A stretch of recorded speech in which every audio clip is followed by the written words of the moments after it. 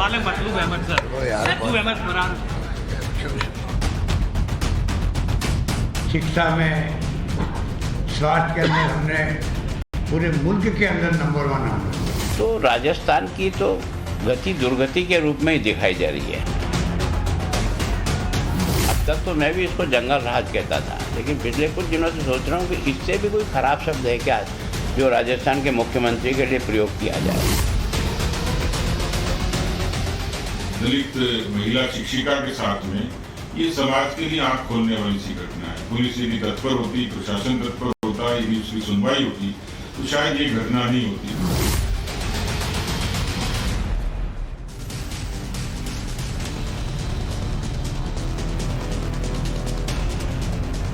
नमस्कार, देश के पसंदीदा डिबेट शो राष्ट्रवाद में आपका स्वागत है। मैं हूं आपके साथ अनंत त्यागी। राष्ट्रवाद यानी देश से बढ़कर कुछ नहीं। आज बात राजस्थान की हो और पूछेंगे कि क्या राजस्थान में मां बेटियों के बाद अब साधु संत भी महफूज नहीं है। क्योंकि राजस्थान में लगातार बढ़ रहे अपराध के बाद सवाल ये उठ रहे हैं कि गहलोत राज में आखिरकार कौन महफूज है। दरअसल राजस्थान के अंदर पिछले 24 घंटों में अपराध की 3 बड़ी वारदातें सामने आई, लेकिन राज्य के मुख्यमंत्री अशोक गहलोत अपने राज्य की सुध लेने के बजाय गुजरात में जाकर के चुनाव प्लान में बिजी हैं। अशोक गहलोत गुजरात में जाकर अपनी सरकार की पीठ थपथपा रहे हैं, लेकिन आंकड़े कुछ और कह रहे हैं। अशोक गहलोत अपनी सरकार को देश की नंबर 1 सरकार बता रहे हैं, लेकिन राजस्थान में हकीकत में हो क्या रहा है, इसे पूरे देश की जनता को जानना जरूरी है। इसे आपको जानना जरूरी है। पिछले 24 घंटे की मैं सारी घटनाएं एक एक करके बताता हूं। मुख्य तौर पर 3 घटनाएं जो सामने आ चुकी। जयपुर में मंदिर के पुजारी ने खुद को आग के हवाले कर दिया। पुजारी गिरिराज शर्मा की हालत गंभीर है। बताया जा रहा है कि मंदिर समिति के सदस्य पुजारी को परेशान कर रहे थे। पुलिस ने हालांकि 2 लोगों को हिरासत में लेकर पूछताछ कर रही है। राजस्थान के हनुमानगढ़ में साधु चेतन दास की हत्या उन्हीं की कुटिया में कर दी गई। हत्या की वजह अब तक साफ नहीं हो पाई, लेकिन राजस्थान की कानून व्यवस्था पर कई सवाल जरूर खड़े हो गए। आखिर कुटिया में घुसकर साधु को किसने मारा? वारदात के बाद पुलिस जांच तो कर रही है, लेकिन उसके हाथ अभी तक खाली हैं। जयपुर में एससी समाज के महिला टीचर को जलाकर मार डाला गया। 10 अगस्त को पेट्रोल डालकर महिला टीचर को जिंदा जला दिया गया था सुबह 8 बजे, जिसके बाद कल शाम महिला ने इलाज के दौरान अस्पताल के अंदर दम तोड़ दिया। और सिर्फ इतना भर सीमित नहीं है। चंद दिनों पहले 15 अगस्त को आपने जालौर की घटना देखी, जहां आरोप यह लगा कि घड़े से पानी पीने पर एक दलित छात्र की टीचर ने पिटाई की, जिसके उसकी मौत हो गई। हालांकि इस संदर्भ में अलग अलग बातें सामने आ रही। राजस्थान में अपराध अनकंट्रोल है, लेकिन राज्य के मुखिया जो कि खुद गृह मंत्री भी हैं, अशोक गहलोत, अपने राज्य को संभालने के बजाय गुजरात में चुनाव प्रचार में बिजी हैं। अशोक गहलोत 3 दिन के गुजरात दौरे पर हैं और गुजरात में सभाओं पर सभाएं कर रहे हैं। चंद महीने पहले करौली में दंगा हुआ था, वो तस्वीरें आप सबको याद होंगी। उस दंगे का मुख्य आरोपी था मतलूब अहमद। 138 दिन हो चुके हैं इस बात को, लेकिन मतलूब अभी तक फरार है। सवाल नहीं पूछा जाना चाहिए कि गहलोत सरकार अब तक मतलूब को पकड़ क्यों नहीं पाई? जो व्यक्ति दंगों का मास्टरमाइंड है, उसे सरकार ने अब तक क्यों नहीं पकड़ा? ये क्यों ना कहा जाए कि सरकार के संरक्षण की वजह से मतलूब अहमद पकड़ा नहीं गया। आज अशोक गहलोत से मतलूब को लेकर के टाइम्स नाउ संवाददाता अशोक गहलोत साहब जवाब देने के बजाय क्या कहते नजर आए, ये जरा देखिए भी और ये जरा सुनिए भी आप। मेरा सवाल है मतलूब अहमद सर। मतलूब अहमद फरार। सर लेकिन राजस्थान पे मेरा सवाल है मतलूब अहमद सर। मतलूब अहमद फरार। सर लेकिन राजस्थान पे मेरा सवाल है मतलूब अहमद सर। मतलूब अहमद फरार। सर लेकिन राजस्थान पे तो दंगों के आरोपी को लेकर सवाल किया जाता कि मतलूब अहमद फरार है, तो राज्य के मुख्यमंत्री कहते हैं छोड़ो यार। अशोक गहलोत मौजूदा वक्त में गुजरात में जाकर गुजरात मॉडल को फेल बता रहे हैं, लेकिन राजस्थान मॉडल क्या चल रहा है इस बात की कोई चिंता नहीं। हां, लेकिन राजस्थान और अपनी सरकार की तारीफ जरूर कर रहे हैं, पीठ जरूर थपथपा रहे हैं। अशोक गहलोत कह रहे हैं गुजरात में कि शिक्षा से लेकर स्वास्थ्य तक में राजस्थान की सरकार, अशोक गहलोत सरकार नंबर 1 सरकार। सबसे पहले ये पारदर्शी टेस्ट जरा कर देते हैं कि अशोक गहलोत जो कह रहे हैं वो कितना सच या कितना झूठ है। लेकिन पहले अशोक गहलोत कह क्या रहे हैं वो उन्हीं की जुबानी एक बार सुन लीजिए। 27 साल पहले हम लोग कहते थे, मैं मुख्यमंत्री बना था 98 के अंदर पहली बार, हम लोग कहते थे भाई देखो गुजरात कितना आगे बढ़ गया है। गुजरात से कोई आता है, अगर कार में वो सो रहा है, नींद आ गई उसको, जैसी राजस्थान आया नहीं और नींद खुल जाती उसकी। इतनी सब्जेक्ट खराब है राजस्थान, ये हम कहा करते थे। आप उल्टा हो गया है, आप सूरत से बड़ौदा जाओ, राजस्थान से आप अहमदाबाद आ जाओ, उल्टा बात होगी। आज शानदार तरीके से राजस्थान की गवर्नेंस हो रही है, शानदार सड़कें, शानदार शिक्षा के क्षेत्र में हमने बहुत प्रगति करी है। सारी जो प्रीमियर संस्थाएं देश की, पंडित नेहरू के जमाने की, IIT, IIM, एम्स सहित सभी राजस्थान के अंदर है। शिक्षा में, स्वास्थ्य के अंदर हमने पूरे मुल्क के अंदर नंबर 1 हम लोग हैं। तो अशोक गहलोत कह रहे हैं कि पूरे मुल्क में हम लोग नंबर 1। लेकिन राज्य के अंदर आंकड़े कहते क्या है, सबसे पहले आपको बता देता हूं। शुरुआत हम लोग कर लेते हैं राज्य की कानून व्यवस्था के साथ में कि राजस्थान में अपराध के आंकड़े क्या हैं। कहीं और नंबर 1 हो या ना हो, लेकिन राजस्थान रेप की वारदातों में नंबर 1 जरूर है। और ये कोई और नहीं बल्कि आंकड़े कहते हैं। कैसे राजस्थान में अपराध अनकंट्रोल है, कैसे राजस्थान पुलिस के इकबाल पर लगातार सवाल उठते हैं, ये जरा आप आंकड़े देख लीजिए। अप्रैल 2022 से लेकर के जुलाई 2022 तक के आंकड़े हैं, हालिया 4 महीनों के। हत्या के मामले अप्रैल 2022 में 153 थे, मई में 175 हुए, जून में भी 175, जुलाई में जरूर घटे 144 हो गए। ये सिर्फ हत्या के मामले। हत्या के बाद आपको अब डकैती के आंकड़े दिखाते हैं। जुलाई 2022 में जहां आंकड़े 7 थे, मई में बढ़कर 9 हुए, जून में घटकर 6 हुए, लेकिन जुलाई में बढ़कर डकैती के मामले राजस्थान में जो दर्ज हुए वो 13 हो गए। इसके बाद अपहरण की बातें सुनिए। अप्रैल 2022 में 817 का काउंट था राजस्थान के अंदर अपहरण, जुलाई में बढ़कर के 903 तक पहुंच गए। इससे पहले मई में 923 भी रहा। रेप की बात कीजिए, महिला सुरक्षा की बात कीजिए, अप्रैल 2022 में 611 थे, मई में बढ़कर 710 हुए, उसके बाद 664 हुए और जुलाई में 654। ये राजस्थान के अंदर के आंकड़े महीने दर महीने। रेप की वारदातें क्या हो रही हैं ये भी आपको बता देता हूं। हालात ये है कि 2020 के जो एनसीआरबी के आंकड़े कहते हैं वो ये कहते हैं कि कुल मिलाकर के 5310 वारदात हुई हैं। आप उनको साल में बांट दीजिए, 365 दिन होते हैं, तो इस लिहाज से हर रोज राजस्थान के अंदर 15 रेप हुए हैं। यानी हर 1.5 घंटे में राजस्थान के अंदर एक रेप हुआ है, एक बलात्कार हुआ है, हर 1.5 घंटे में। और अशोक गहलोत कहते हैं कि हमारा राज्य नंबर 1। आज इसी मुद्दे पर बहस करेंगे, लेकिन उससे पहले स्वास्थ्य और शिक्षा को लेकर के क्या स्थिति है यह भी जरा जान लीजिए, क्योंकि अशोक गहलोत गुजरात में अपनी सरकार की पीठ ठोकते हुए शिक्षा और स्वास्थ्य को लेकर के नंबर 1 अपने आप को बता रहे हैं। नीति आयोग हेल्थ इंडेक्स 2021 का जो आंकड़ा है वो ये कहता है कि 19 बड़े राज्यों में राजस्थान 16वें स्थान पर है। नंबर 1 की बात तो छोड़ दी। नीति आयोग का SDG इंडिया इंडेक्स कहता है कि राजस्थान को 28 राज्यों में से 22वां स्थान मिला है। अशोक गहलोत कहते हैं नंबर 1 पर। अब SDG क्या है? SDG दरअसल सामाजिक, आर्थिक और पर्यावरणीय मानकों पर मूल्यांकन करता है, जिसमें 28 में से 22वें स्थान पर राजस्थान है। सुशासन की बात कर लेते हैं। सुशासन सूचकांक 2021 कहता है कि राजस्थान ग्रुप बी श्रेणी में टॉप पर। ग्रुप ए में तो है ही नहीं। अब ग्रुप बी श्रेणी में कौन कौन से हैं? ग्रुप बी श्रेणी में मध्य प्रदेश है, बिहार है, पश्चिम बंगाल है, उत्तर प्रदेश है, बिहार है, ओडिशा शामिल है। इसमें भी टॉप पे कर रहा है। नीति आयोग की रिपोर्ट 2021 कहती है कि 30% से ज्यादा गरीब हैं और बाकी राज्यों के मुकाबले राजस्थान की 8वीं रैंक है। अशोक गहलोत कहते हैं कि स्वास्थ्य में प्रदेश बहुत बेहतर है। तो बता दें आपको कि प्रदेश में कुपोषित लोगों की संख्या 43% है।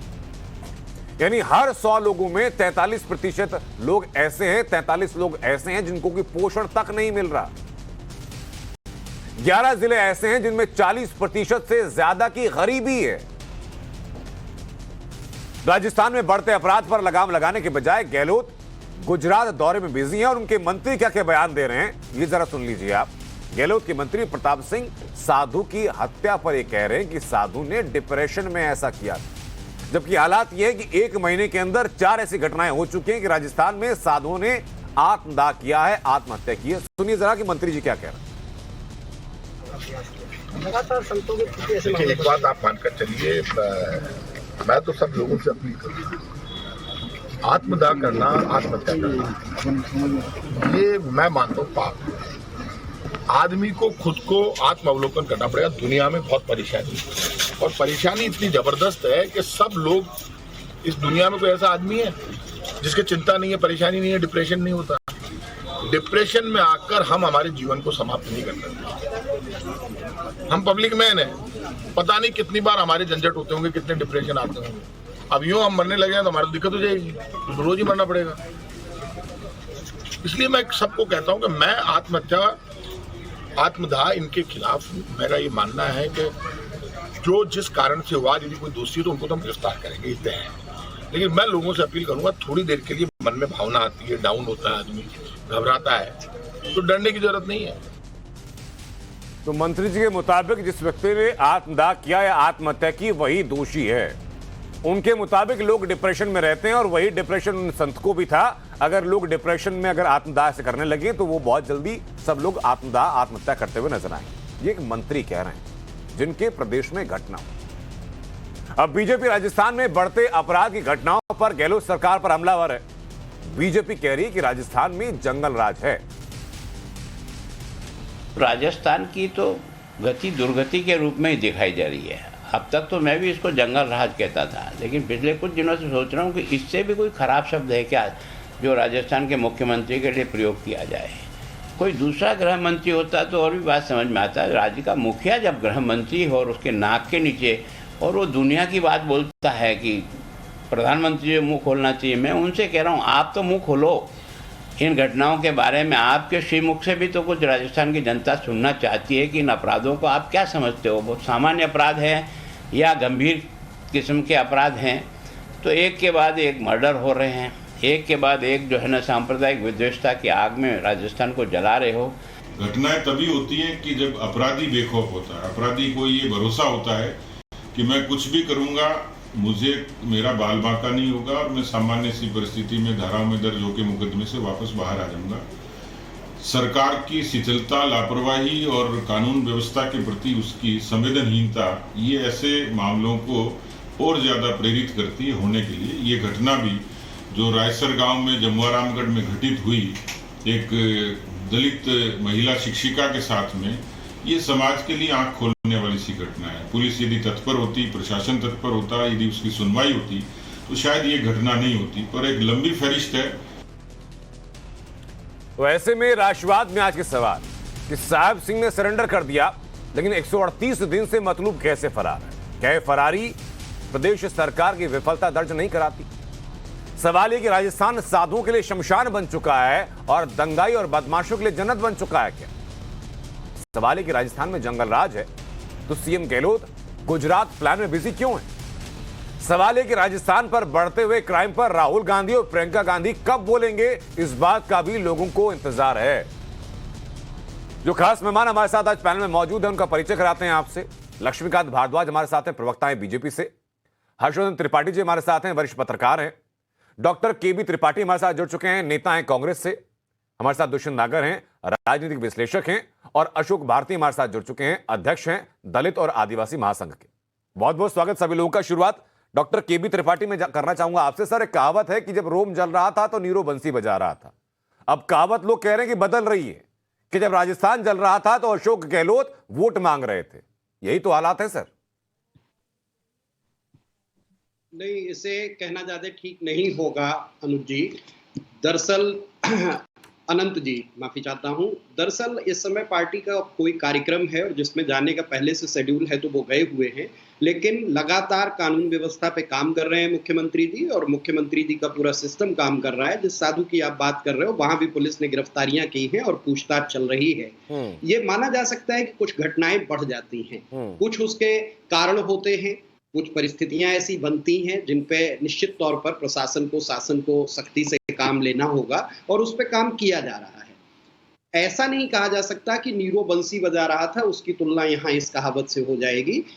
गहलोत साहब अभी तक बहुत अच्छी सरकार चला रहे थे, अभी भी बहुत अच्छी सरकार चला रहे हैं, लगातार वो प्रयास कर रहे हैं हर व्यवस्था को ठीक करने की, लेकिन कुछ खामियां रह जाती हैं और कुछ ऐसी घटनाएं आ जाती हैं सामने जिनको भी खत्म किया जाएगा और बहुत जल्द इस तरह की घटनाओं पर अंकुश लगाया जाएगा और ऐसी घटनाएं राजस्थान त्रिपाठी जी अगर इन्हें कह रहे हैं सर, उसके पीछे की वजह है, और वजह यह है कि उनके पास मुख्यमंत्री होने के साथ साथ गृह मंत्री होने का कार्यभार भी है। ऐसे वक्त में जब प्रदेश के अंदर लगातार अपराध की घटनाएं घटित हो रही हों, दलित महिला को सुबह 8 बजे सरेआम जला दिया जा रहा हो, साधु संत आत्मदाह कर रहे हों, सर तन से जुदा के नारे आपके प्रदेश में गूंज रहे हों, दंगे के मास्टरमाइंड आपकी गिरफ्त से लगभग 138 दिनों से फरार हों, ऐसे वक्त में उम्मीद हम ये करते हैं कि एक्टिव पार्टिसिपेशन गृह मंत्री का, मुख्यमंत्री का प्रदेश के अंदर हो, ना कि चुनाव प्रचार में। मैं जानना चाहूंगा लक्ष्मीकांत भारद्वाज की राजस्थान के इन आंकड़ों को लेकर के बीजेपी क्या मान के चल रही है?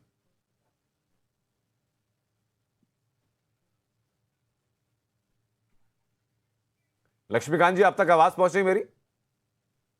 मुझसे पूछ रहे हैं आप? जी सर। सर मेरा फोन डिस्कनेक्ट हो गया था, एक बार आपको सवाल दोहराना। सवाल मेरा यही है सर कि डॉक्टर केबी त्रिपाठी कह रहे हैं कि शासन बहुत बेहतर, राजस्थान के अंदर कुछ खामियां जरूर हो सकती हैं, उनको सुधार लिया जाएगा। आप इत्तेफाक रख रहे हैं इस बात से? देखिए कितना बेहतर शासन है उसका एक नमूना आपको मैं बता रहा हूँ। 3.5 साल से मुख्यमंत्री जो आज है, मैं उनको गृह मंत्री संबोधित करूंगा क्योंकि वो गृह मंत्री भी है राजस्थान के। और 3.5 साल में पूरे राजस्थान में 7,97,693 FIR दर्ज हो चुकी है अलग अलग थानों में। 1.5 लाख से ज्यादा FIR महिला अत्याचार के, जिसमें 22,500 से ज्यादा महिलाओं के खिलाफ रेप की FIR है। राजस्थान में 6,325 निर्दोष नागरिकों की हत्या हो चुकी है, और एक के बाद एक, जैसा आपने अपने इंट्रो में बताया कि किस तरह की हत्याएं वहां पर हो रही हैं। कल जयपुर में एक शिक्षिका को जिंदा जला दिया गया, थोड़े दिन पहले भरतपुर में एक साधु को आत्महत्या करनी पड़ी, थोड़े दिन पहले उदयपुर में जिस तरह से कन्हैयालाल जी का नृशंस तरीके से गला काट दिया गया, परसों वहां अलवर में एक मॉब लिंचिंग हो गई चिरंजी लाल जी की। ये एक पूरी सीरीज है राजस्थान में, एक के बाद एक किस तरह की घटनाएं हुई है, और एक के बाद एक ऐसी घटनाएं हुई जिन्होंने पूरे राजस्थान को शर्मसार किया है। आपने पहले बोला कि अशोक गहलोत जी ने गुजरात में जाकर बोला है कि वहां पर राजस्थान किस किस चीजों में नंबर 1। मैं आपको बताता हूं कि राजस्थान किन किन चीजों में नंबर 1 है। राजस्थान महिला दुष्कर्म नंबर 1 है, राजस्थान साइबर क्राइम में नंबर 1 है, राजस्थान बेरोजगारी से आत्महत्या करने वाले में नंबर 1 है, राजस्थान बिजली के दामों में नंबर 1 है, राजस्थान पेट्रोल के दामों में नंबर 1 है, राजस्थान परीक्षाओं के पेपर लीक करने में सबसे नंबर 1 है, और सबसे ज्यादा नंबर 1 राजस्थान है महिलाओं के साथ होने वाले अत्याचारों में, दलितों के साथ होने वाले अत्याचारों में। प्रति जो 1 लाख दलितों के ऊपर अत्याचार की आबादी पर जो अत्याचार होते हैं, उसमें राजस्थान पूरे देश में नंबर 1 पर है। ये राजस्थान की स्थिति कांग्रेस पार्टी के शासन में आज बनी हुई है। और इससे बड़ी बात मैं आपको बता रहा हूं, आप क्या कर रहे हैं? आप मुख्यमंत्री राजस्थान के हैं और राजस्थान के हालात बद से बदतर हैं। आप गुजरात जाकर किसको ब्रीफ कर रहे हैं? गुजरात जाकर अशोक गहलोत जी जिग्नेश मेवाड़ी को राजस्थान के हालात ब्रीफ कर रहे हैं, राजस्थान की जनता को ब्रीफ नहीं कर रहे हैं। राजस्थान के दलित विधायक अशोक गहलोत जी की कार्यशैली के खिलाफ, उनके अपराध पे अंकुश नहीं लगा पाने के खिलाफ इस्तीफा दे रहे हैं राजस्थान में, लेकिन वो गुजरात जाकर जिग्नेश मेवाड़ी को ब्रीफ कर रहे हैं कि राजस्थान में कानून व्यवस्था की स्थिति ठीक है। लक्ष्मीकांत भारद्वाज, मैं वापस लौटूं, मैं इसी पर टिप्पणी करना चाहूंगा आशुतोष त्रिपाठी जी आपकी, कि अगर जो लक्ष्मीकांत भारद्वाज आंकड़े दे रहे हैं सर, वो तो चौंकाने वाले, डराने वाले कि लाखों की संख्या में महिलाओं के साथ पिछले कुछ वक्त में रेप की घटनाएं हो चुकी हैं, और अशोक गहलोत कहते हैं कि हम बहुत बेहतर कर रहे हैं कानून व्यवस्था के मामले में, शिक्षा के मामले में, स्वास्थ्य के मामले में। देखिए आनंद जी, मुझे बड़ा आश्चर्य होता है कि जब अशोक गहलोत जैसा नेता सार्वजनिक तौर पर इस तरह का व्यवहार करता है तो वो क्या सोच के करता होगा, क्योंकि ये आंकड़े हम लोग लगातार सुन रहे हैं, और आंकड़े तो लगभग मुझे लगता है कि इतनी बार टीवी स्क्रीन पर चल चुके हैं, अखबारों में छप चुके हैं कि अब तो सिर्फ राजस्थान के लोगों को नहीं, पूरे देश के लोगों को ध्यान में होगा कि दुष्कर्म के मामले में राजस्थान कहाँ है, हत्या के मामले में राजस्थान कहाँ है, और राजस्थान किस लिए अब याद किया जा रहा है जी। ऐसी घटनाएं बिहार में हुआ करती थी, ऐसी घटनाएं कभी एक समय में उत्तर प्रदेश में सुनने में आती थी कि दिन दहाड़े बीच में मार दिया, एम्बुलेंस में दुष्कर्म हो गया, लेकिन मैं उन आंकड़ों की बात नहीं करूंगा। वो लक्ष्मीकांत भारद्वाज जी ने किया और बहुत विस्तार से उन्होंने आंकड़े बताए। मेरी चिंता ये है कि एक मुख्यमंत्री जिसकी एक बहुत हम कहें कि एक अच्छे नेता के तौर पर पहचान रही है, राजस्थान में वो सत्ता हासिल कर लेते हैं, खुद को जादूगर भी कहते हैं क्योंकि उनके पिता जादूगरी दिखाते थे, लेकिन वो दंगे के आरोपी के बारे में बात करते हो किस तरह से बात करते हैं। जब उनके राज्य में दंगा होता है तो वो किस तरह से नरेंद्र मोदी और अमित शाह पर उसका ठीकरा फोड़ने की कोशिश करते हैं। जब उनके गृह नगर में दंगे की स्थिति आ जाती है जोधपुर में, तब उनका व्यवहार कैसा होता है। और जो सबसे बड़ी बात है कि उनको लगता है कि दरअसल राज्य में जिस तरह की स्थिति है, भाजपा में अंदर खाने सर फुटअव्वल है, कोई नेता नहीं है, उनके खुद के यहाँ सचिन पायलट कभी आगे जाते हैं कभी पीछे जाते हैं, तो इस तरह की दौड़ में उनको लगता है कि हमारी कुर्सी सुरक्षित है, इसलिए राजस्थान के लोगों का हित, उनकी चिंता वो हम छोड़ देते हैं। और जब इस अंदाज में कहते हैं कि अरे छोड़ो यार, दंगे के आरोपी के सवाल पर कह देते हैं छोड़ो यार, तो इसका मतलब समझिए कि वो राजस्थान को किस तरह से छोड़ चुके हैं। उनकी शायद नजर भी अब कुछ और है, वो उनके दिमाग में कुछ और चल रहा होगा। मुख्यमंत्री और उनके जो मंत्री हैं उन सब के बयानों का पैटर्न यही है। दुष्यंत नागर जी, हमने सुना कि अभी प्रताप सिंह खाचरियावास क्या कह रहे थे जब एक संत की आत्महत्या के बारे में उनसे बात की थी, उनके मंत्री तो जैसे कह रहे कि भाई उस संत की ही गलती है, उनका गुनाह है कि उन्होंने आत्महत्या कर ली। नहीं, देखिए ये तो भारत का कानून कहता है। हाँ। मंत्री महोदय ने कोई अलग बात नहीं कही। हाँ।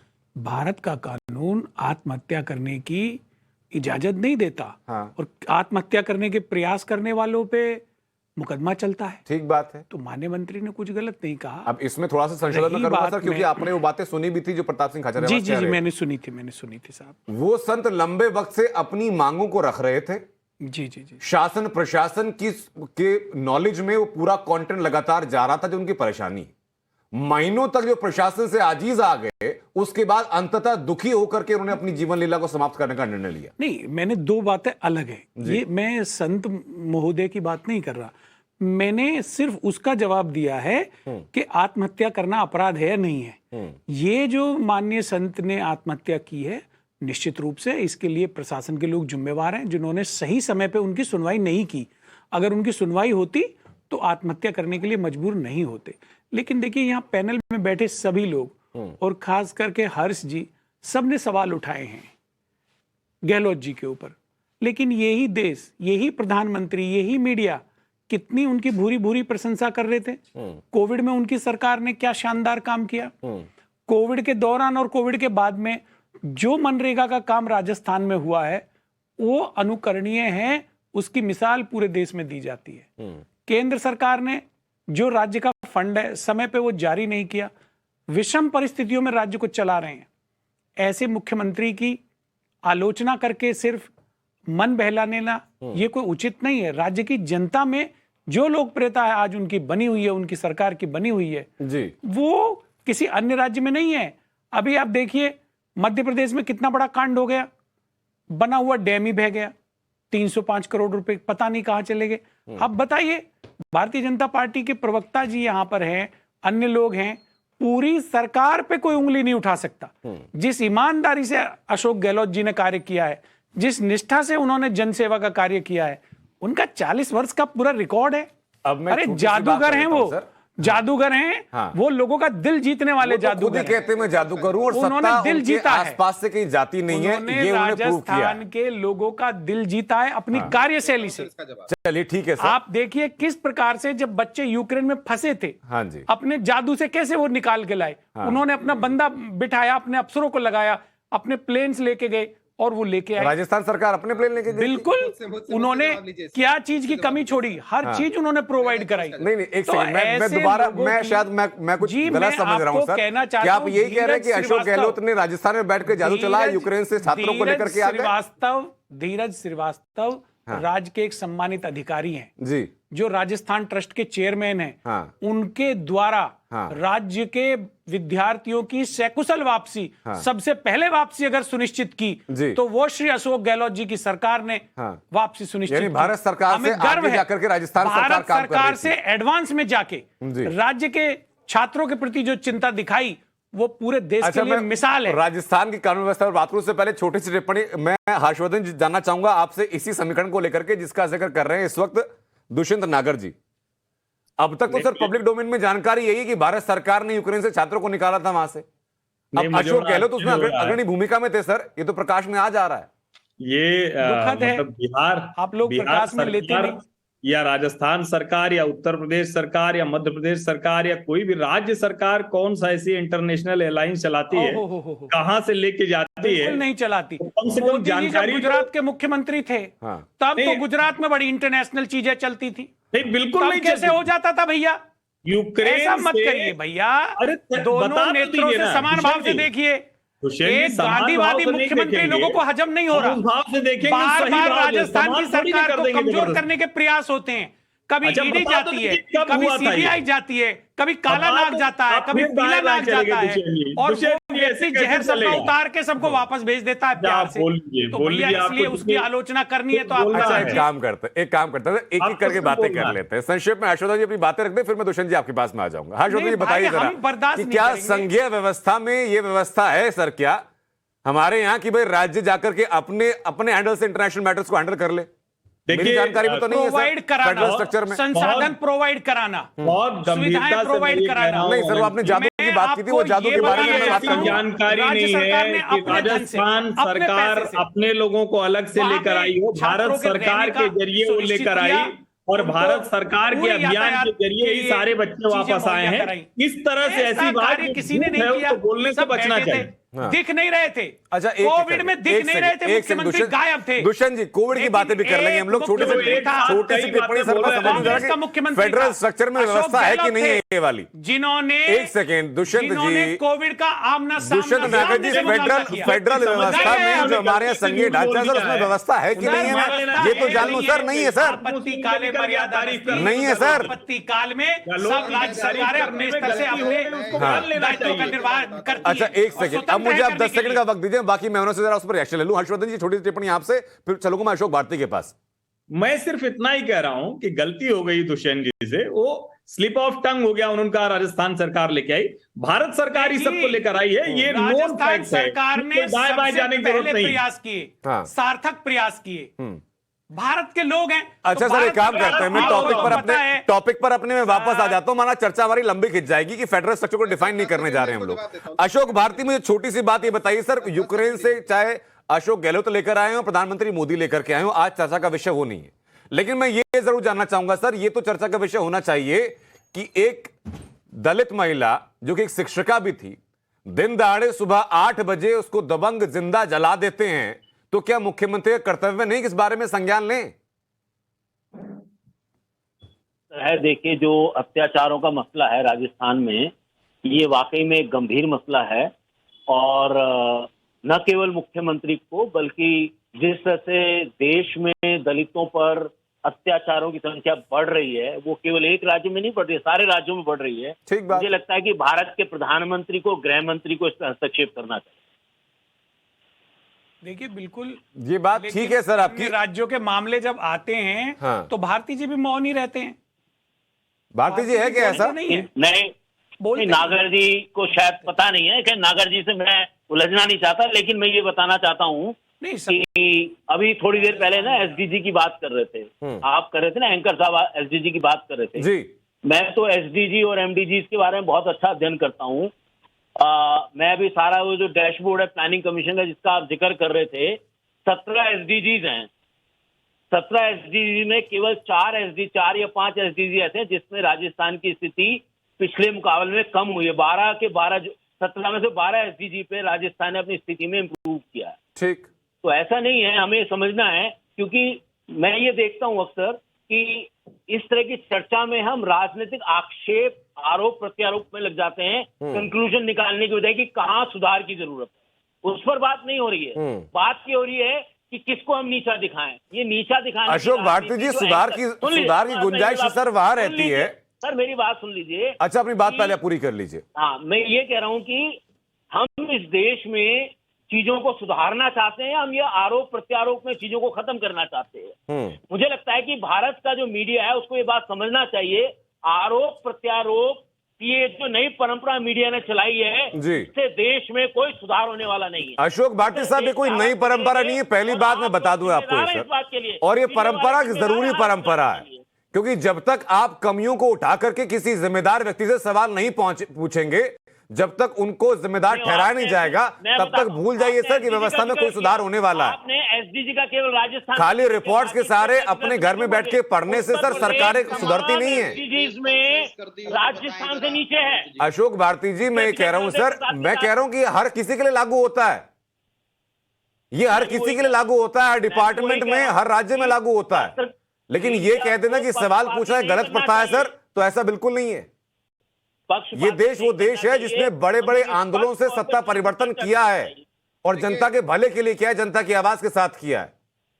तो जब तक आवाज नहीं उठेगी ना सर, तब तक काम होने वाला नहीं है। मेरा सवाल लक्ष्मीकांत भारद्वाज वापस आपके पास आ जाता है इसी सवाल को लेकर के।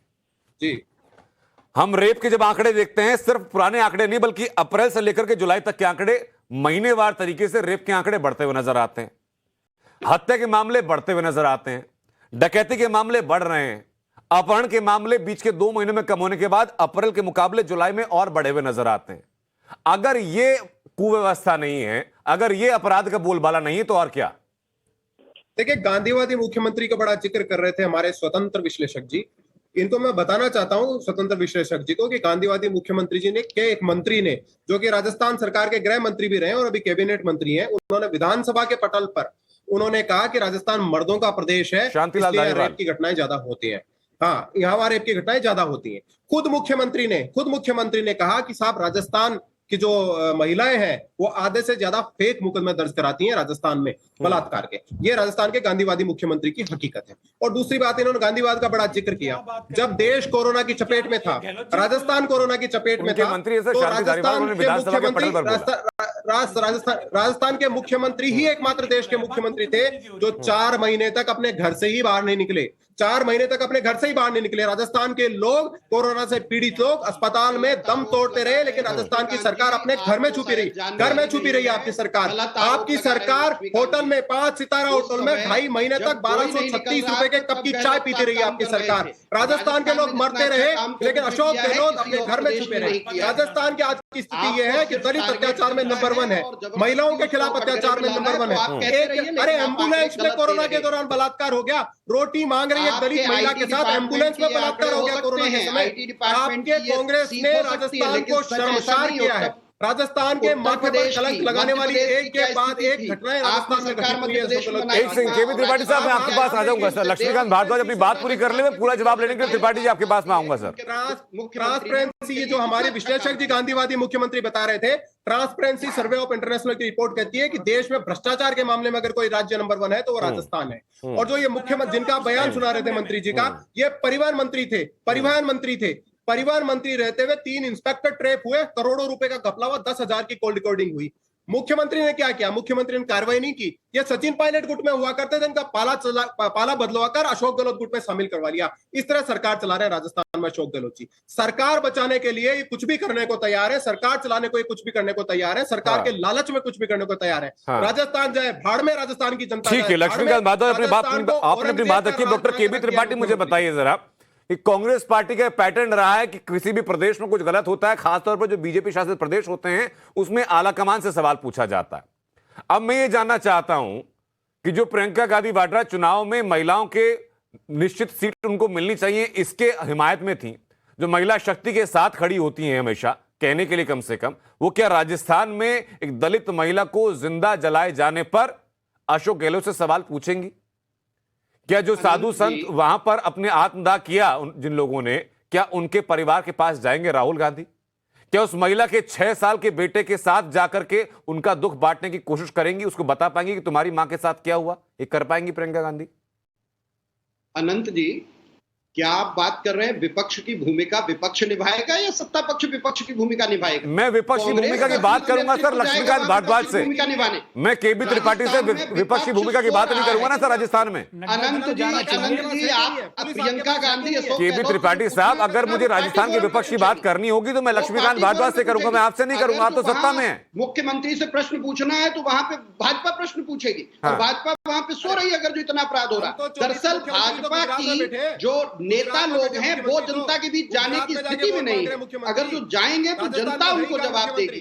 इसलिए जनता वहां को की जवाब स्थिति दे रही दूसरी है, और जो आप जनता कह को रहे हैं। जवाब दे रही है आपको, जनता जवाब दे रही है आपको। केबी त्रिपाठी, आपने कहा कि नेता जनता के बीच में जाने की स्थिति में नहीं है। क्या संकेत आपका राहुल गांधी और प्रियंका गांधी को लेकर के है क्या? क्योंकि सवाल तो मेरा उन्हीं को लेकर के था आपसे।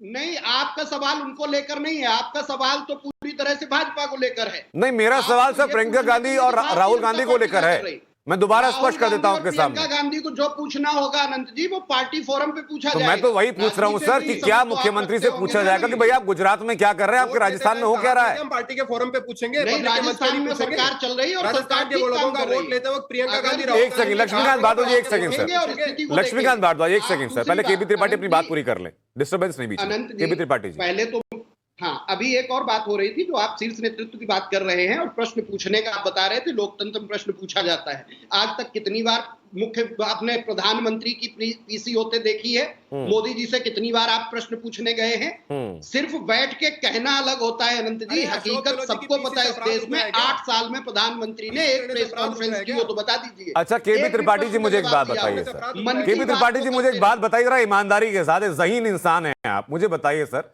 अगर राजस्थान के अंदर संत आत्महत्या कर रहे हैं तो मैं जाके क्या बीजेपी से सवाल पूछूं? अगर राजस्थान के अंदर एक महिला को जिंदा जला दिया जा रहा है तो मैं जाके क्या बीजेपी से सवाल पूछूं? अगर राजस्थान के अंदर आपके मंत्री ऑन रिकॉर्ड विधानसभा के पटल पर यह कहते हैं कि मर्दों का देश है, रेप यहां आम बात है, तो मैं अशोक गहलोत से सवाल पूछूं कि मैं जाकर नरेंद्र मोदी से सवाल पूछूं? किससे सवाल पूछना होगा सर, मुझे बताइए। प्रदेश में सरकार अगर आपकी है, मुख्यमंत्री अशोक गहलोत हैं, गृह मंत्री अशोक गहलोत है, सवाल तो उन्हीं से ना सर। ये पल्ला झाड़ने की आदत कब जाएगी सर? राजस्थान की घटनाओं को उनसे पूछा जाएगा, लेकिन अभी आप कह रहे थे ना कि देश में सवाल पूछा जाता है, इसलिए कहा, और शीर्ष नेतृत्व से पूछा जाता है। दरअसल जो राजस्थान की घटना है उस पर तो आप राजस्थान के ही मुख्यमंत्री से पूछेंगे और आप पूछिए, आपको उसकी स्वतंत्रता है। लेकिन जो आप कह रहे हैं कि सवाल पूछने का, आपने कितनी बार प्रधानमंत्री जी से सवाल पूछ लिए? ठीक है सर, कितनी अब इस बारे में भी आ जाऊंगा, पहले मैं राजस्थान की बातें कर लेता हूं। और हर्षवर्धन जी मुझे बताइए, केबी त्रिपाठी जी ने ईमानदारी के साथ स्वीकार किया कि भाई राजस्थान की घटनाओं पे अशोक गहलोत की जवाबदेही होनी चाहिए।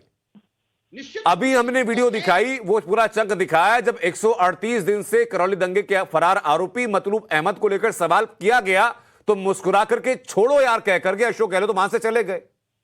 ये तो अंजाम है सवाल पूछने का, ये तो ग्रेविटी है मुख्यमंत्री के जवाबों में। मुख्यमंत्री के घर में पार्टी कर रहा था, मुख्यमंत्री के घर में छपड़ा दंगों का आरोप। एक सेकंड लक्ष्मीकांत जी, ये आईटी सेल के आरोप। हर्षवर्धन त्रिपाठी जी सवाल मेरा आपसे है सर। शांत हो जाए लोग तो मैं बोलूं। एक सेकंड लक्ष्मीकांत जी, केबी त्रिपाठी साहब, आप दोनों सज्जनों के पास में आया सर, आपके पास वक्त था अपनी बात रखने का। मैं वापस आऊंगा, अपनी बात आप फिर रखिएगा सर, एक एक करके बात कर लेते हैं। हर्षवर्धन जी देखिए आनंद जी, आपने जो सवाल पूछा था वो बड़ा सीधा सा सवाल था कि भाई प्रियंका जी खुद महिला हैं, चिंतित रहती हैं, संवेदनशील हैं, और वो राजस्थान के मसलों पर क्यों कुछ नहीं बोलती। तो कांग्रेस के प्रवक्ता हैं केबी त्रिपाठी जी, उन्होंने बड़ी आसान भाषा में समझाया कि भाई अब सत्ता पक्ष विपक्ष का काम थोड़ी ना करेगा, यहाँ विपक्ष एकदम से खत्म हो गया है। मैं उनकी बात से पूर्णतः सहमत हूं और शायद यही वजह है कि जब भारतीय जनता पार्टी के नेता कहते हैं कि सत्ता पक्ष विपक्ष का काम थोड़ी ना करेगा, वो केंद्र के संदर्भ में कह रहे होते। तो सच यही है कि जैसे देश में कांग्रेस विपक्ष के तौर पर अपनी भूमिका नहीं निभा पा रही है, वैसे ही भारतीय जनता पार्टी राजस्थान में नहीं निभा पा रही। लेकिन क्या उन मुद्दों पर चर्चा ही नहीं होगी? क्या राजस्थान में दुष्कर्म से लेकर दूसरे मामलों में सड़कों पर गुंडागर्दी, दंगे, ये सब दिखेंगे तो क्या उसकी मीडिया चर्चा नहीं करेगा? चर्चा तो होगी, चाहे विपक्ष की भूमिका कांग्रेस न निभाए या भाजपा न निभाए, क्योंकि जो मुद्दे हैं उन मुद्दों को अगर छोड़ देंगे विपक्ष के नेता इस तरह से, और कई बार तो मुझे यह भी लगता है केंद्र में भी कांग्रेस पार्टी अगर ईडी की जांच के समय की बजाय सचमुच जनता के मुद्दों पर कुछ लड़ती हुई दिखती तो उसका ज्यादा प्रभाव पड़ता। बिल्कुल, और विपक्ष की यही भूमिका है। और राजस्थान में मैं मानता हूं कि भाजपा के अंदर इतनी सिरफुटौल है कि वो ठीक से इतनी ज्यादा खराब चल रही सरकार पर भी सवाल नहीं खड़े कर पाते हैं। वो भरोसे है कि सचिन पायलट और अशोक गहलोत लड़ेंगे तो कुछ होगा। केबी त्रिपाठी जी बताइए जरा। जी अनंत जी, बिल्कुल जो जैसा कहा मैं उसको मानता हूं। केंद्र में भी जो सरकार कर रही है, कांग्रेस पार्टी लगातार मुद्दे उठा रही है और जनता भी उनसे सहमत है और जनता देख रही है। राजस्थान की जो स्थिति दिखाई जा रही है ये आईटी सेल द्वारा दिखाई जा रही है। राजस्थान में हकीकत में इतनी कानून व्यवस्था की खराब स्थिति नहीं है। अच्छा, और मुझे ये बताएं आप कि अगर तो त्रिपाठी कहा साहब, जाए कि ground देखिए zero पे मेरी देखेंगे- आदत नहीं है सर किसी भी मेहमान को बीच में टोकने की, लेकिन मैं मजबूरन आपको टोक रहा हूं इस मामले में। मुझे बताइए, आईटी सेल बिना किसी चीज के हुए उसको पैदा कर देगा क्या? ऐसा तो नहीं हो सकता ना सर कि कोई घटना हुई ही नहीं है, कोई अपराध हुआ ही नहीं और आईटी सेल पैदा कर दे। अरे अपराध के जो आंकड़े दर्ज हो रहे हैं उनके आधार पर तय होगा क्या? और प्रदेशों में अपराध के आंकड़ों के बाद आपने सीधा नंबर 1। अरे सर, और प्रदेशों के ठेकेदार अशोक गहलोत हैं क्या? अशोक गहलोत अपने राज्य के ठेकेदार है, वहां उन्हीं की ठेकेदारी को लेकर सवाल पूछ रहा हूं सर मैं। नहीं तो बात ये हो रही है कि अपराध में और इसमें नंबर 1 पे राजस्थान हो गया। हाँ। नंबर 1 पे कहां से राजस्थान है? आप आंकड़े उठा के देखिए। आईटी सेल राजस्थान को नंबर 1 इसलिए बता रहा है क्योंकि वहां पे कांग्रेस की सरकार है। अच्छा, कुछ वक्त पहले लक्ष्मीकांत भारद्वाज भी आंकड़े दे रहे थे, वो फिर देना चाह रहे हैं वैसे ही आंकड़े। सर मैं लौट रहा हूं आपके पास। बिल्कुल बिल्कुल, मैं बता रहा हूं, मैं आपको बता रहा हूं, मैं फिर आपको आंकड़े दे रहा हूं। राजस्थान में अशोक गहलोत जी की सरकार बनने के बाद 7,97,693 एफआईआर हो चुकी है जुलाई खत्म होने तक। और आपको फिर बता रहा हूं, राजस्थान महिला अत्याचार के मामले में 1,50,000 से ज्यादा मुकदमे दर्ज हो चुके हैं। महिलाओं के साथ रेप के 22,000 से ज्यादा मुकदमे दर्ज हो चुके हैं। दलितों के खिलाफ अत्याचार के 27,000 से ज्यादा मुकदमे दर्ज हो चुके हैं। और सुनिए, ये एनसीआरबी के डाटा कह रहा है, ये एनसीआरबी के डाटा है, एनसीआरबी के डाटा कह रही है, ये एनसीआरबी के डाटा कह रहे हैं, एनसीआरबी के डाटा कह रहे हैं, एनसीआरबी के डाटा कह रहे हैं। और आपको फिर शर्म नहीं आती? अरे कल जिंदा जल गई एक महिला 6 साल के अपने बेटे के सामने, 6 साल के बेटे के सामने जिंदा जल गई महिला, और आपके मुख्यमंत्री गृह मंत्री को पता ही नहीं है। मुख्यमंत्री और गृह मंत्री को यही नहीं पता कि महिला कहां जलकर मर गई। राजस्थान की राजधानी के अंदर 6 साल के बेटे के सामने एक महिला को जला दिया गया, जिंदा जला दिया गया, और मुख्यमंत्री गृह मंत्री को पता ही नहीं है। इससे बड़ी शर्मनाक स्थिति क्या होगी? मैं आपको फिर कह रहा हूं, इस सब अपराध के जिम्मेदार है राहुल गांधी, इस सब अपराध के जिम्मेदार है प्रियंका गांधी। नहीं, जिम्मेदार तो लक्ष्मीकांत जी, जिम्मेदार तो राहुल गांधी और प्रियंका गांधी नहीं है, लेकिन वो इस बात के जिम्मेदार जरूर हैं कि अशोक गहलोत से सवाल कम से कम पूछें। सीधे तौर पर जिम्मेदार नहीं है, सीधे तौर पर जिम्मेदार अशोक गहलोत हैं, लेकिन इस बात के जिम्मेदार जरूर हैं कि वो अशोक गहलोत से पूछें कि भाई आपके प्रदेश में हो क्या रहा है। और इसी सवाल को लेकर अशोक भारती में जानना चाहूंगा सर, आपका व्यू क्या कहता है? राजस्थान में या किसी भी प्रदेश में, आज राजस्थान की हम लोग बात कर रहे हैं, प्रदेश के अंदर बढ़ते हुए अपराध के केस को लेकर के क्या मुख्यमंत्री जवाबदेह नहीं है, जबकि वो गृह मंत्री भी प्रदेश के हैं? क्या वहां बढ़ती हुई रेप की घटनाओं को लेकर के अशोक गहलोत राजस्थान के लिए जिम्मेदार नहीं है? क्या वहां होती हुई अपहरण की घटनाओं को लेकर के, दंगों की घटनाओं को लेकर के, सर तन से जुदा होने के नारे को लेकर के, संतों के आत्मदाह को लेकर के क्या अशोक गहलोत जिम्मेदार नहीं है? और क्या आलाकमान का फर्ज नहीं बनता कि प्रदेश में अगर हालात अनकंट्रोल हो रहे हैं तो जाकर पूछे कि भाई हो क्या रहा आपके प्रदेश में? पूछा ना 15 साल। देखिए, मुझे लगता है एक सेकंड लक्ष्मीकांत जी, एक सेकंड में आ रहा हूं आपके पास। अशोक भारती जी का वक्त है, मैं वापस लौटूंगा आपके पास। मेरी समझ ऐसी है कि किसी भी राज्य में यदि अत्याचार बढ़ते हैं, चाहे वो महिलाओं के खिलाफ बढ़े, चाहे दलितों के खिलाफ बढ़े, चाहे आदिवासियों के खिलाफ बढ़े, अत्याचार बढ़ते हैं, तो एक बात तो यह है कि उसके लिए राज्य सरकार पूरी तरह से जिम्मेदार, एक बात। लेकिन दूसरी बात मैं ये कहना चाहता हूं कि हमको ये समझना है कि खास तौर से जो दलितों पे जो अत्याचार होते हैं उसके लिए बहुत सारे फैक्टर जिम्मेदार। एक तो प्रशासन की नाकामयाबी भी जिम्मेदार है।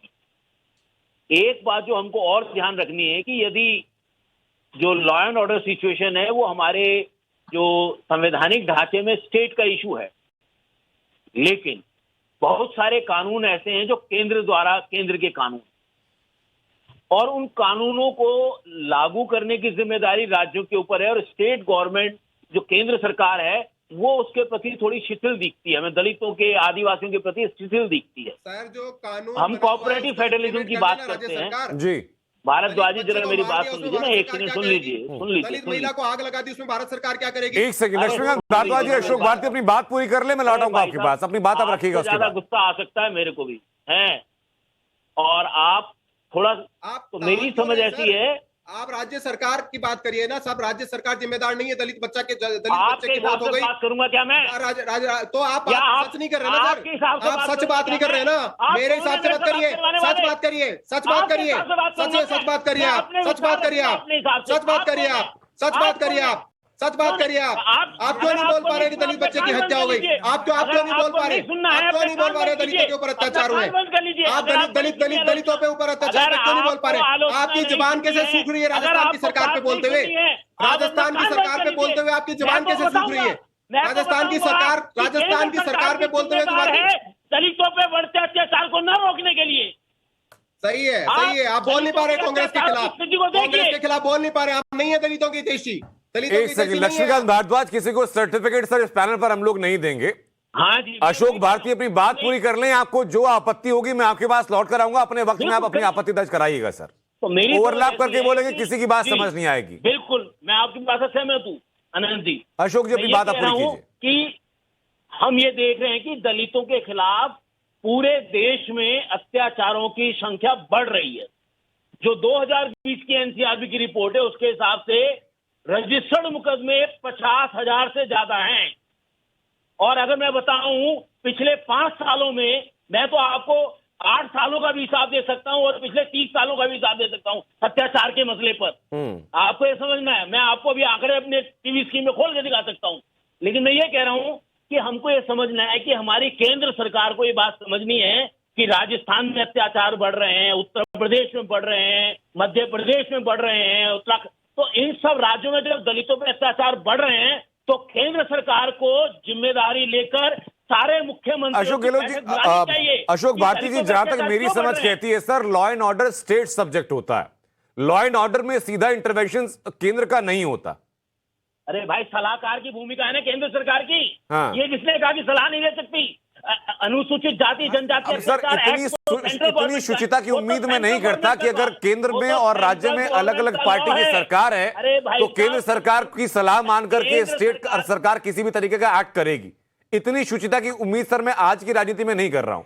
हर्षवर्धन जी, मुझे बताइए जरा कि क्या स्टेट का सब्जेक्ट नहीं है लॉ एंड ऑर्डर? और ये कह देना कि भाई अगर एक राज्य में दलितों पर अत्याचार बढ़ रहा है तो केंद्र सरकार जिम्मेदार है। मुझे बड़ा आश्चर्य हो रहा है। एक सेकंड अशोक जी, मैं लौट रहा हूं आपके पास सर। अशोक भारती जी राजस्थान के मुख्यमंत्री अशोक गहलोत जी जैसे बोल रहे हैं, दोनों का नाम भी एक जैसा है। अरे भाई, ये पूरी तरह से राज्य सरकार का मसला है। केंद्र अगर ऐसी कोई कोशिश करेगा तो उसे संघीय ढांचे में राज्य के अधिकारों में हस्तक्षेप माना जाता है। आपको शायद ध्यान में नहीं होगा कि कई राज्य सरकारों ने तो बाकायदा केंद्रीय एजेंसियों को अपने राज्य में बिना इजाजत घुसने से मना कर दिया है। तो कृपा करके पहले जानकारी तथ्य दुरुस्त करना चाहिए अशोक भारती जी, चिल्लाना नहीं चाहिए। ऐसे चिल्लाएंगे तो आप कैसे करेंगे? देखिए, अरे ऐसे मत चिल्लाए। क्यों नाराज हो गया? अचानक क्या हुआ? सेंट्रल गवर्नमेंट ने मीटिंग अचानक अशोक भारती जी, सर जो उम्मीद आप बाकी मेहमानों से करते हैं जिस व्यवहार की वजह खुद भी तो कीजिए ना सर। आपके बीच में जब बीजेपी प्रवक्ता बोले तो उनको रोका मैंने, अब जरा आप शांत रहिए। राज्य की कानून व्यवस्था राज्य की चुनी हुई सरकार की जिम्मेदारी है। केंद्र का उसमें कोई हस्तक्षेप नहीं होता। अगर केंद्र सरकार कोई हस्तक्षेप करेगी तो उसे संघीय ढांचे में राज्य के भीतर एक हस्तक्षेप माना जाएगा और राजनीतिक तौर भी ये ठीक नहीं है। कई राज्य सरकारों ने अपने राज्य में केंद्रीय एजेंसियों को स्वीकृति नहीं दी है, बाकायदा उसके लिए मना कर दिया है। और जब राज्य सरकारें अपनी जिम्मेदारी, अपना पल्ला झाड़ने की कोशिश करती हैं तो इसका सीधा सा मतलब हुआ कि राज्य में कानून व्यवस्था उनके नियंत्रण में नहीं रह गई है। एक पत्रकार के तौर पे मुझे बहुत स्पष्ट छोटा सा 30 सेकंड में अगर आप कंक्लूड कर पाए दुष्यंत नागर साहब, इस मामले में बिगड़ती व्यवस्था को लेकर अशोक गहलोत जिम्मेदार हैं कि नहीं है, बताइए। निश्चित रूप से राज्य का प्रमुख होने के नाते हर चीज की जिम्मेवारी राज्य के प्रमुख मुखिया चीफ मिनिस्टर साहब की है जी। और राजस्थान पुलिस बहुत अच्छे से काम कर रही है, लेकिन उन्हें और अच्छे से काम और निगरानी करने की जरूरत है।